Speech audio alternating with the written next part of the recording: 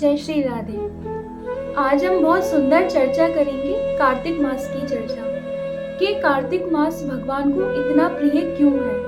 क्योंकि कार्तिक मास हमारी श्री राधिका रानी को बहुत प्रिय है, इसलिए ठाकुर जी को भी ये कार्तिक मास बहुत ही प्रिय है। आप सब जानते हैं हमारे श्री ठाकुर जी का एक बहुत ही सुंदर गुण है भक्त वत्सल, क्योंकि ठाकुर जी अपने भक्तों से बहुत प्रेम करते हैं और ठाकुर जी अपने भक्तों को हर पल याद करते हैं। हम तो ठाकुर जी से बिछड़कर इस भौतिक संसार में आ चुके हैं, लेकिन ठाकुर जी क्या चाहते हैं, हम इस भौतिक संसार में पड़े ना रहें, हमें भगवत प्राप्ति हो।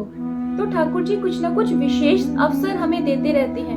वह कभी खुद आते हैं हमें समझाने के लिए, कभी अपने भक्तों को भेजते हैं, कभी शास्त्रों को लिखते हैं, ताकि हमें अपना मूल पता चल सके कि हम इस संसार में क्यों आए हैं।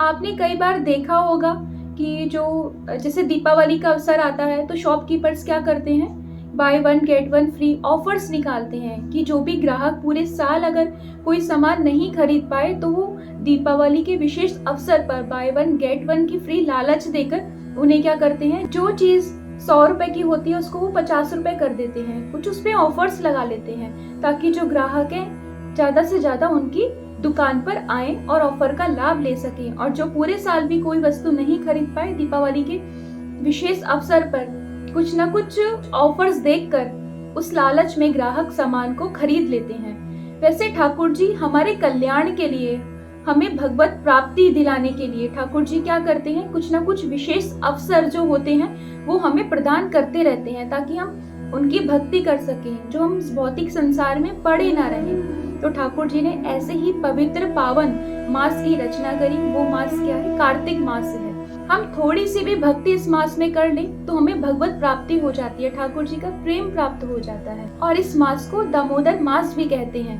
क्योंकि यशोदा मैया ने ठाकुर जी को ओखल से बांधा था, तो इसलिए उनका नाम एक दामोदर भी पड़ा, तो इसलिए इसको दामोदर मास भी कहते हैं। और ये मास राधिका रानी को भी बहुत ज्यादा प्रिय है, हमारी किशोरी जी को भी बहुत प्रिय है। इसलिए अगर ठाकुर जी का आपको प्रेम चाहिए ना, तो श्री राधिका रानी के चरणों में पड़ जाइए। अगर राधा रानी अपने भक्त को ठाकुर जी से मिला देती हैं, बहुत ही शीघ्र मिला देती हैं, क्योंकि हमारी किशोरी जी भक्तों पे बहुत जल्दी रिझ जाती हैं। और जब कोई किशोरी जी की भक्ति करता है तो वो स्वयं बिहारी जी से बोलते हैं कि आपका कितना अनन्य भक्त है, इसे अपनी भक्ति प्रदान करो, इसे अपना प्रेम प्रदान करो। तो ऐसी है हमारी किशोरी जी। तो जो भी श्री राधा रानी की भक्ति चाहता है, ठाकुर जी का प्रेम चाहता है, तो इस कार्तिक मास में कोई ना कोई नियम अवश्य उठा लें। अब हम आपको बताएंगे कि कार्तिक मास में नियम किस प्रकार उठाने चाहिए। कुछ भक्तों के हमारे पास सवाल भी आए थे, तो हम उन सवालों को भी लेंगे ताकि आपको भी पता चल सके इस कार्तिक मास में, इस पुण्य पावन मास में आप किस प्रकार थोड़ी बहुत भी भक्ति करके ठाकुर जी का प्रेम पा सकते हो, ठाकुर जी की भगवत प्राप्ति पा सकते हो। जो भी कार्तिक मास में नियम उठाना चाहते हैं, तो सभी भक्तों का पहला सवाल क्या आता है हमारे पास में कि कार्तिक स्नान किस प्रकार करें। तो जो भी भक्त यह नियम उठाना चाहता है कि पूरे महीने पूरे मास वह कार्तिक स्नान करेंगे, तो उनको 4 बजे से 5 बजे के बीच ही स्नान कर लेना चाहिए। जब तारों की छांव होती है उसी समय उनको स्नान कर लेना चाहिए। स्नान आदि से निर्वित होकर उन्हें तुलसी पूजन करना चाहिए, तुलसी जी की आरती करनी चाहिए, उनके समक्ष एक दीपक जलाना चाहिए, तुलसी जी की परिक्रमा करनी चाहिए, तुलसी स्तुति का पाठ करना चाहिए। उसके बाद सूर्य भगवान को जल अर्पित करना चाहिए। पूरे दिन निरंतर मुख से जाप करना चाहिए, भजन करना चाहिए।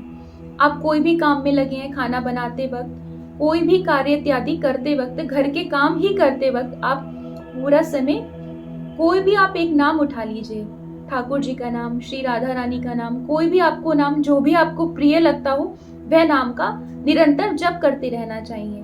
और कोई भक्त लोग अगर स्नान इत्यादि नहीं कर सकते, वह पूरे महीने कोई ना कोई एक नियम उठा ले कि हम इतने मंत्रों का जाप करेंगे, कार्तिक महात्म्य का पाठ करेंगे। जो भी सामर्थ्य है वो उस नियम का पालन अवश्य करें। अब जो भी कार्तिक स्नान का नियम ले रहे हैं उनको क्या करना चाहिए कि उन्हें जमीन पर सोना चाहिए, उन्हें बिस्तर पे नहीं सोना चाहिए।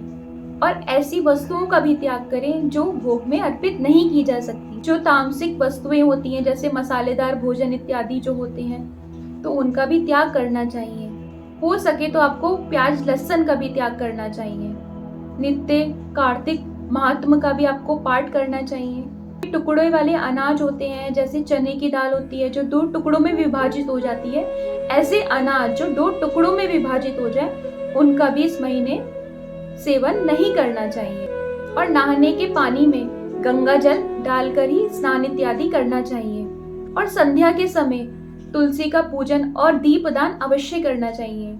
अगर आप कहीं तीर्थ स्थल में हैं, गंगा नदी के समक्ष आप दीपदान कर सकते हैं तो वहां पे दीपदान अवश्य करना चाहिए। यहाँ दीप के दान से आश्रय है कि दीप को जगाना ही दीपदान होता है। अपने आचार विचार का ध्यान रखना चाहिए। पूरे महीने किसी की निंदा नहीं करनी चाहिए, अपने विचारों को शुद्ध रखना चाहिए। कहते हैं अगर हम कोई अन्य दिन भी भक्ति करें तो हमें जितना फल नहीं प्राप्त होता उतना फल हमें कार्तिक मास में एक दिन भी भक्ति करने का लाख गुना फल प्राप्त होता है। तो अगर आप तीर्थ स्थल में कार्तिक महात्म्य का नियम ले रहे हैं, जैसे जगन्नाथपुरी, द्वारिकापुरी, श्री वृंदावन धाम, तो कहते हैं वहां पर नियम का पालन करने से करोड़ गुना फल की प्राप्ति होती है। तो आप सभी इस कार्तिक मास में कोई ना कोई नियम अवश्य उठा लीजिए।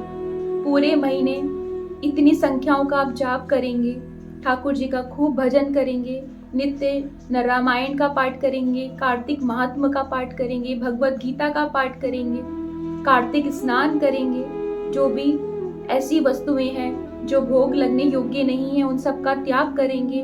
तो कोई एक नियम भी आप पकड़ लीजिए कार्तिक मास में, ताकि आपको भक्ति मिल सके और भक्ति का पूर्ण फल मिल सके।